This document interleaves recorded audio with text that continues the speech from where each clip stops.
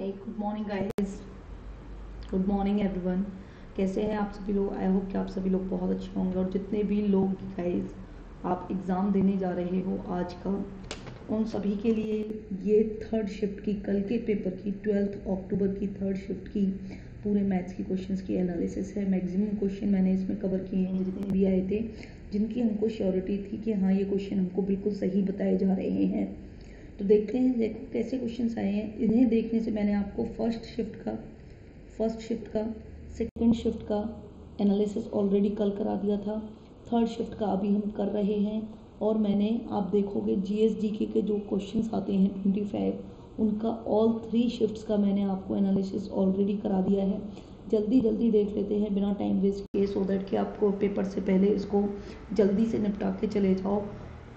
Questions आपके same pattern पे आ रहे हैं तीनों शिफ्ट्स में। कल की जो तीनों शिफ्ट्स आई हैं सेम पैटर्न पे क्वेश्चंस आ रहे हैं। तो आई होप कि आज भी आपके जो क्वेश्चन आएंगे वो इन्हीं फॉर्मूलेस पे आएंगे। और जो पेपर आ रहा है वो सिर्फ फॉर्मूला बेस्ड पेपर आ रहा है, उसमें बहुत ज़्यादा कुछ भी ट्रिकी नहीं है। इवन मैथ्स का जो पेपर है वो बहुत ईजी आ रहा है इस बार। जैसे कि आपका सीजीएल का पेपर हुआ था, तो सीजीएल में जो 4 मार्च की शिफ्ट थी आपकी, वो बहुत टफ आई थी। लेकिन इस बार क्या है कि जो आपका मार्च में पेपर हुआ था सीएचएसएल का, वैसा ही लेवल का आपका यहाँ पर आ रहा है। देखो पहला क्वेश्चन आपको बोला है कि x का 22% इज इक्वल टू y का 30%। तो अब आपको बताना है y अपॉन एक्स क्या होगा। ठीक है, तो आपको बताना है y अपॉन एक्स क्या होगा। अब देखो यहाँ पर x का 22%, ठीक है, आप इसको 22 अपॉन 100 लिख सकते हो, इक्वल्स टू y का 30%, इसको आप ऐसे लिख सकते हो, 100 से 100 कट गया। y अपॉन एक्स आपको बताना है, तो y के नीचे अगर x आएगा, 22 के नीचे क्या आ जाएगा, 30 आ जाएगा। यहाँ से आपका जो आंसर होगा वो आपका होगा 11 अपॉन 15। ठीक है, नेक्स्ट क्वेश्चन देखिए, साइड्स ऑफ ट्राइंगल आर 11, 12, 13। ठीक है, अगर आपके ट्राइंगल की साइड्स 11, 12, 13 है। अब काफ़ी लोग इस चीज़ को इस चीज़ से कंपेयर करके गलत करके आ गए हैं कि अगर आपकी साइड्स जो होती हैं 13, 14, 15 होती हैं, तो इसका जो एरिया होता है वो 84 सेंटीमीटर स्क्वायर होता है। ये स्टैंडर्ड है। ठीक है, क्योंकि ये क्या है कि जब आपकी साइड्स जो हैं इंटीजर हों और उनसे जो निकलने वाला एरिया भी हो इंटीजर हो, तो ऐसी बहुत ही कम वैल्यूज़ होती हैं, इसलिए इसको हम नॉर्मली याद रख लेते हैं। लेकिन यहाँ पर क्या था, 11, 12, 13 था। लोगों ने सोचा कि इसका भी ऐसा ही होगा, लेकिन इसका ऐसा नहीं होगा। आपको एरिया बताना है इसका, तो एरिया के लिए आपको पेरीमीटर निकालना पड़ेगा। a plus B plus C upon 2, ये कितना हो जाएगा गाइज, 12 इधर, चलो 12 दूनी 24, 12 ये 36, 36 बटे 2 मतलब 18 ये हो गया। तो एरिया क्या होगा, एरिया होगा आपका under root S minus A, S minus B, S minus C. यही होता है हेरोन्स फॉर्मूला। यहाँ से आप एरिया निकालोगे, एरिया ऑफ ट्राइंगल निकालोगे, ये हो जाएगा 18, 18 माइनस 11 कितना होगा 7, 18 माइनस 12 कितना होगा 6, 18 माइनस 13 कितना होगा 5। ठीक है, जब आप इसको सॉल्व करेंगे, तो यहाँ से देखो आपको क्या मिलेगा, 5 सत्ते 35। ठीक है, कितना आ जाएगा ये टोटल आपका अंडर रूट, आई थिंक ये आएगा आपका अंडर रूट में, एक सेकंड रुकिएगा, मैं आपको इसको सॉल्व करके ही बता देती हूँ।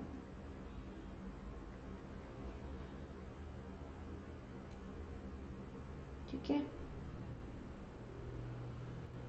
सो कैलकुलेटर ऑन कर लेते हैं, जरा देखते हैं कहाँ है कैलकुलेटर।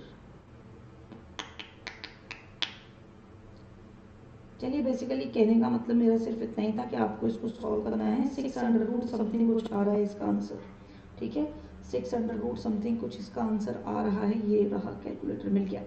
तो देखिए इसमें क्या है, 18 इंटू 7 इंटू 6 इंटू 5। ठीक है, ये होता है आपका 3780। जब इसको आप सॉल्व करेंगे तो आपको एक वैल्यू मिल जाएगी, वहाँ से आपको इसका आंसर निकाल लेना है। ठीक है, देखो जैसे कि यहाँ पर ये देखो 6 बाहर क्यों आएगा, 6 बाहर इसलिए आएगा कि देखो 6 दूनी 12, 6 तिया 18 होता है, 6 इधर है, 6 इधर है, ये बाहर आ गया।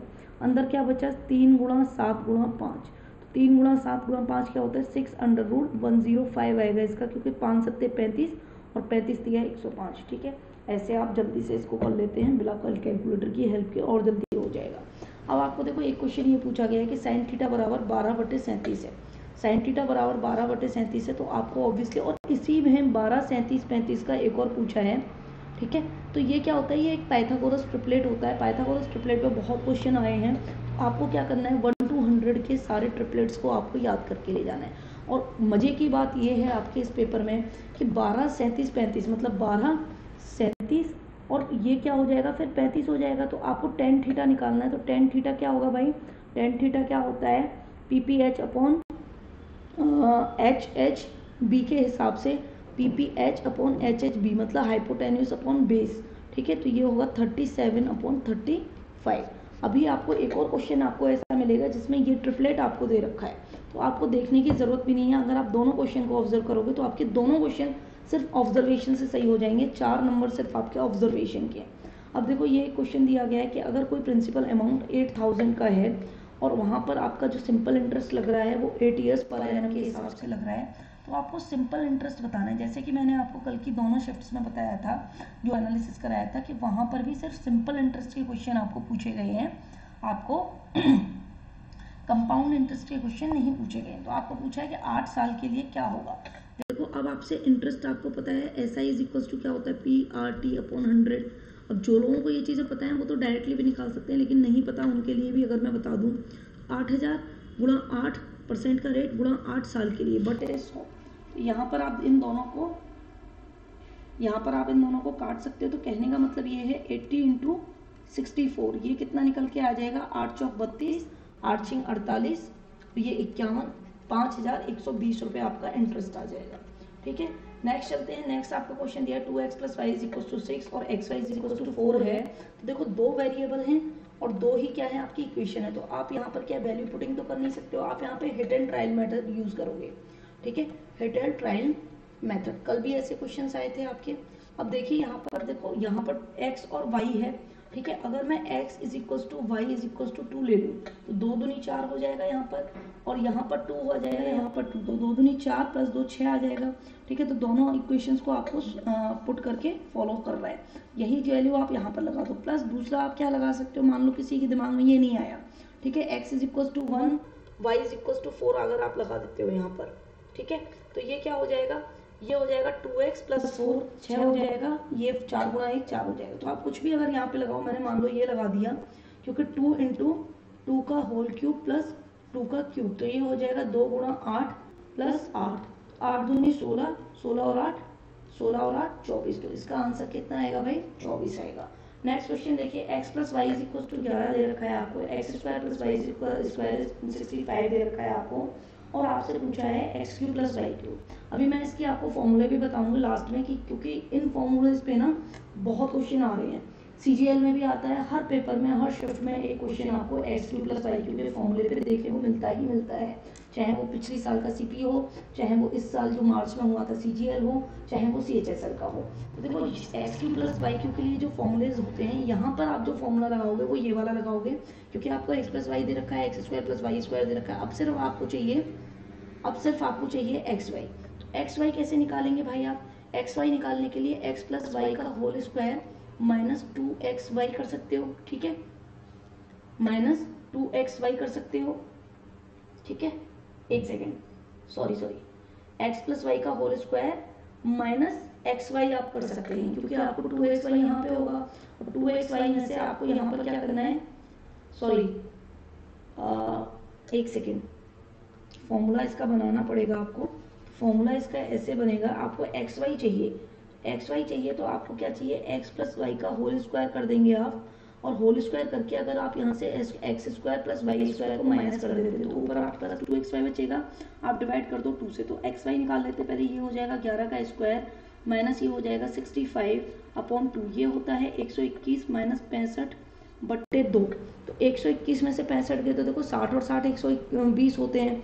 अगर आपको 121 में से 65 निकालना है, तो 11 में से 5 गए तो 6, और यहाँ पर कितना आ जाएगा 11, 11 में से 6 गए तो 5, तो 56/2 आ जाएगा। 56/2 किसका होता है भाई, 27 दूनी 54, तो 28 का होता है। अब आपके पास x³ + y³ आपको पूछा है, तो x³ + y³ के लिए आप ऊपर वाला फॉर्मूला यूज़ कर सकते हैं। ठीक है, 65 माइनस 28।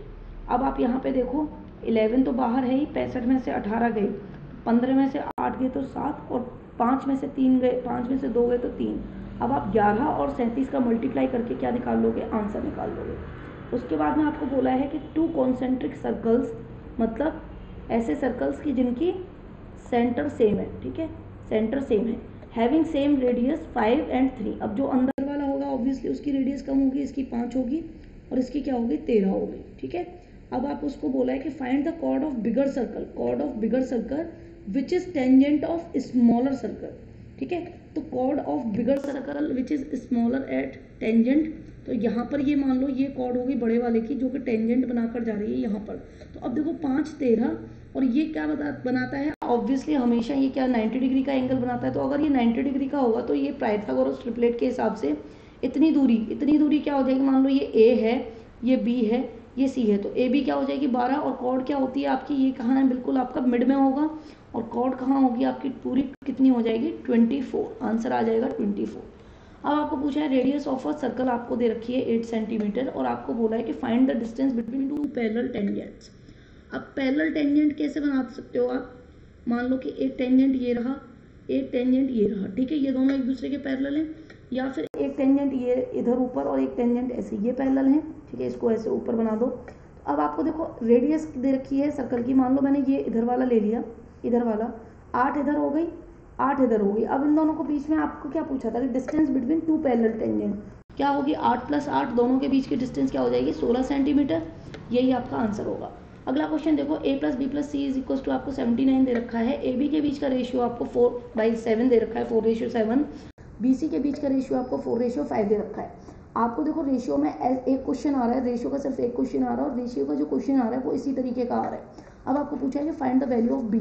अब देखो a + b + c की तीनों की कंबाइंड वैल्यू आपको दे रखी है, कंबाइंड रेशियो निकाल लो। कंबाइंड रेशियो निकालने के लिए क्या करोगे, कल भी हमने किया था कि 4 × 16, 7 × 28 और 7 × 5 = 35, ठीक है, तीनों को जोड़ोगे तो आपको 79 आना चाहिए। कैसे, 8 और 6 14, 14 और 5 19, ठीक है, सही आएगा, 3 और 3 6 और 1 आ जाएगा 79। तो इसका जो रेशियो आ गया 16, 28 और 35। तो जब तीनों को जोड़ने के बाद वैल्यू ही आपकी 79 आ रही है तो बी का वैल्यू कितनी होगी, बी की वैल्यू आपकी होगी 28, यही आपका आंसर होगा। नेक्स्ट क्वेश्चन आपको बोला है कि the radius of 2 circles are 8 and 15 respectively. दो आपको सर्कल दे रखे हैं जिनकी रेडियस जो है 8 और 15 है। गाइस कुछ लोगों को लग रहा होगा कि मैं बहुत फास्ट करा रहा हूँ, लेकिन जो आपकी सिचुएशन है अभी कि आपको आज पेपर देना है और आपको तीनों शिफ्ट के एनालिसिस भी देखकर जाने होंगे, तो आपको क्या है एकदम फास्ट से ही ये सारी चीज़ें देखनी है, ठीक है। क्वेश्चन एग्जैक्ट सेम नहीं आएगा, आपको बस ये देखना है कि तरीका क्या आ रहा है, क्या फॉर्मूला आपको नहीं आता है वो फॉर्मूला आपको नोट कर लेना है। तो देखो ये क्वेश्चन में आपको दे रखा है the radius of 2 circles are 8 and 15, find the radius of the circle whose area equals to the sum of above 2 circles. तो कहने का मतलब ये है कि दो आपको सर्कल दे रखे हैं जिनकी जो रेडियस है, मान लो इसकी 8 है, ठीक है, मान लो इसकी क्या है 15 है, ठीक है। तो आपको दे रखा है कि अगर इन दोनों का आप सम करो तो जो आपका बड़ा सर्कल आएगा, इन दोनों के एरिया का आप सम करो तो जो एरिया निकल के आएगा उसकी जो रेडियस होगी वो क्या होगी, ठीक है, वो आपको रेडियस पूछी है। अब देखो एरिया जो होता है वो πr² होता है, तो ऑब्वियसली एरिया किस पे डिपेंड करता है, r पे, यहाँ पे भी किस पे करेगा, यहाँ पे r1 हो जाएगा, यहाँ पे πr² हो जाएगा, ठीक है। तो यहाँ पर जो आपका जो एरिया डिपेंड करता है वो किस पे करता है भाई, आपका एरिया किस पे डिपेंड करता है, वो रेडियस पे डिपेंड करता है। तो एरिया रेडियस पे डिपेंड करता है, तो आपको ये चीज़ पता होगी कि 8 और 15 के साथ में अगर आप ट्रिपलेट बनाते हो तो तीसरा क्या निकल के आता है 17। तो ऑब्वियस सी बात है कि यहाँ पर जो रेडियस आएगी इस बड़े वाले सर्कल की वो कितनी आएगी 17 सेंटीमीटर, ठीक है। नेक्स्ट क्वेश्चन करते हैं, if the length of train is 250 metre. अगर कोई ट्रेन है उसकी आपको लेंथ दे रखी है 250 मीटर और आपको दे रखा है कि लेंथ ऑफ प्लेटफॉर्म जो है वो है 350 मीटर्स, ठीक है। एक कोई प्लेटफॉर्म है वो काफ़ी बड़ा है और जो ट्रेन है वो आपकी 250 मीटर की है। अब आपको बोला है कि ट्रेन जब यहाँ से चलना शुरू करती है, मान लो प्लेटफॉर्म यहाँ से शुरू होता है, तो ये जो ट्रेन है ये प्लेटफॉर्म को 20 सेकेंड्स में क्रॉस कर देती है। तो आपको ट्रेन की स्पीड बतानी है, तो ट्रेन की स्पीड क्या होगी, स्पीड बराबर होता है डिस्टेंस अपॉन टाइम। तो स्पीड क्या है भाई, ट्रेन टोटल स्पीड लोगे, टोटल डिस्टेंस लोगे तो 250 और 350 दोनों को ऐड करोगे, डिवाइड करोगे 20 सेकंड से। आपको जो इसमें आंसर दे रखे थे वो आपको km/h में दे रखे थे, तो देखो ये हो जाएगा आपका 600/20 सेकेंड्स। अब आप इसको क्या करोगे, देखो चेंज करके देख लो, यहाँ पर ये हो जाएगा 330 मीटर पर सेकेंड, ठीक है, 30 क्योंकि ये भी मीटर में है और ये सेकंड में, मीटर पर सेकंड में आ गया। अब आप इसको km/h में चेंज करोगे तो आप क्या करोगे, 30 में 18/5 का मल्टीप्लाई कर दोगे, 5 × 6 = 30, 18 × 6 = 8 × 48, 8 एकम 8 और 4 12, तो 128 किलोमीटर पर आवर की आपकी स्पीड आ गई। ठीक है, नेक्स्ट क्वेश्चन है आपका, देखो ये मैंने बताया था 12 35 वाला, तो यहाँ पर 37 इसका ट्रिपलेट था कि 12 35 37 are the side of a triangle then it's circumferences. तो देखो ये आपको ट्राइंगल की प्रॉपर्टी सर्कल्स के साथ में जॉइंट करके दिखाई है। तो 37 ये इसकी क्या हो जाएगी, 37 ये इसका पूरा ये साइड हो जाएगी, 12 ये हो जाएगी और 35 ये हो जाएगी। अब आपसे सर्कमफेरेंस पूछा है, ये राइट एंगल ट्राइंगल है गाइस। अगर राइट एंगल ट्राइंगल में सर्कमफेरेंस क्या होता है, राइट एंगल ट्राइंगल में सर्कमफेरेंस की जो वैल्यू होती है वो होती है आपकी हाइपोटेन्यूज अपॉन 2। ठीक है, तो हाइपोटेन्यूज क्या है आपका 37 अपॉन 2 करोगे तो 18 दूनी 36, 18.5 सेंटीमीटर आपका इसका आंसर आ जाएगा। नेक्स्ट क्वेश्चन करते हैं, a man complete a work, ठीक है, a man complete a work in 10 days while he is working for 12 hours. ठीक है, while he is working for 12 hour a day. ठीक है, एक दिन में कितना काम करता है, 12 घंटे, और 10 दिन के लिए लगातार काम करता है। Find if he completes the work in 8 days only.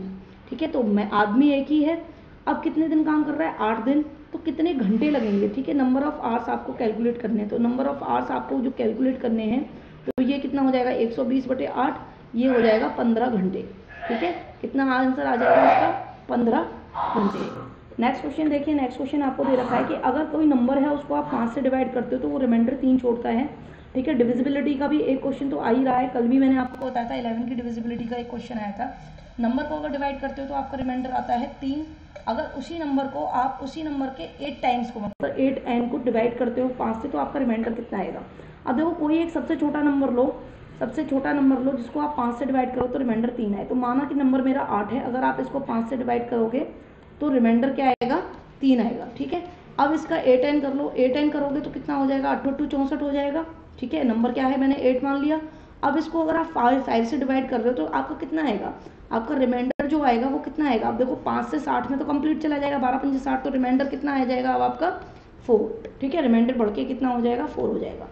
एक क्वेश्चन आपसे ये बिल्कुल हलवा क्वेश्चन पूछा है, आपको बचपन से 9th क्लास से ये फॉर्मूला पता होगा कि sine square theta plus cos square theta क्या होता है, 1 होता है।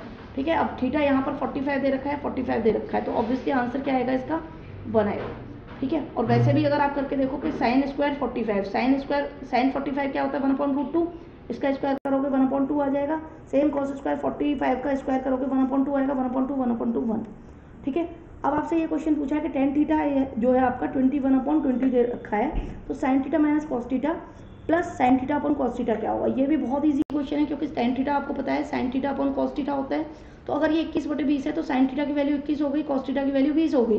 ठीक है, तो 21 माइनस 20/21 प्लस 20 कितना हो जाएगा, 1/41 इसका आंसर आ जाएगा। ठीक है, नेक्स्ट क्वेश्चन करते हैं, X square plus 1/x² is equal to 38 दे रखा है, तो आपसे इसका उल्टा पूछा है कि x माइनस 1/x क्या होगा। अब देखो x माइनस 1/x जब आपको दे रखा होता है, मान लो k आपको दे रखा है, उसके बाद अगर आपको निकालना होता है x स्क्वायर प्लस 1/² तो ये क्या हो जाता है k स्क्वायर। ठीक है, k स्क्वायर प्लस 2 हो जाता है। ठीक है, k स्क्वायर प्लस 2 हो जाता है, लेकिन अब आपको ये क्या दे रखा है x स्क्वायर प्लस 1/x², तो ये कितना दे रखा है आपको, टोटल ये 38 दे रखा है। -2 करोगे तो ये 36 प्लस 2 हो जाएगा, तो ये k की वैल्यू क्या आ गई आपकी 6। ठीक है, तो यहाँ पर x माइनस 1 की जो वैल्यू आएगी कितनी आएगी 6, तो आपका आंसर क्या होगा 6 होगा।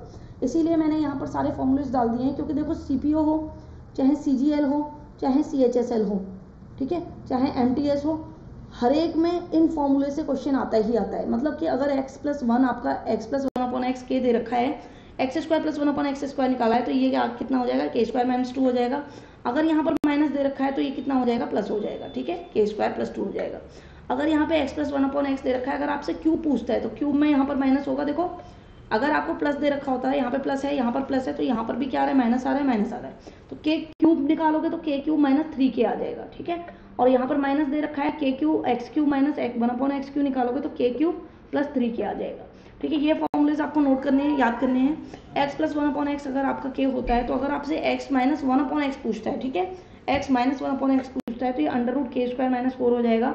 x minus 1/x equals to k दे रखा है, अगर आपसे x प्लस 1/x पूछता है तो ये √k² प्लस 4 हो जाएगा।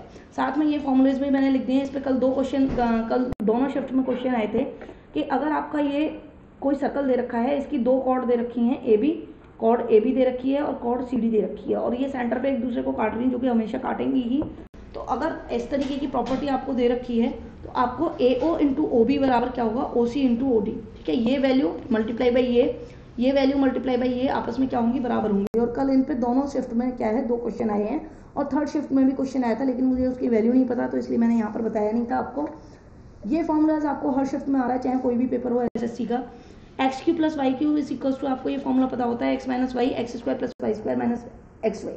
लेकिन इसी की जो दूसरी फॉर्म होती है वो होती है एक्स प्लस वाई का होल स्क्वायर माइनस 3xy। तो आपको जो फॉर्मूले, आपको जो क्वेश्चंस आ रहे हैं वो इस फॉर्मूले पे आ रहे हैं। ठीक है, तो अगर आपको सेशन अच्छा लगा हो, अगर आपको एनालिसिस अच्छा लगा हो तो वीडियो को लाइक कीजिएगा, शेयर कीजिएगा।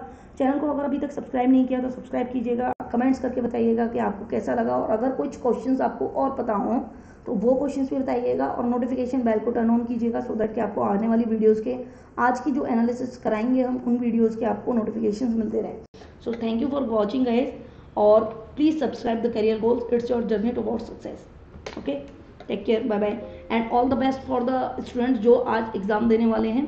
ठीक है, सो इन सब चीज़ों को देख के जाना। एक वीडियो आपकी पूरी GS की है और 3 वीडियो आपकी मैथ्स की हैं। ठीक है, सो ये चारों वीडियोस को देख के जाइएगा और अपनी प्रिपरेशन में आप और 4 चांद लगा सकते हैं। चलो बाय।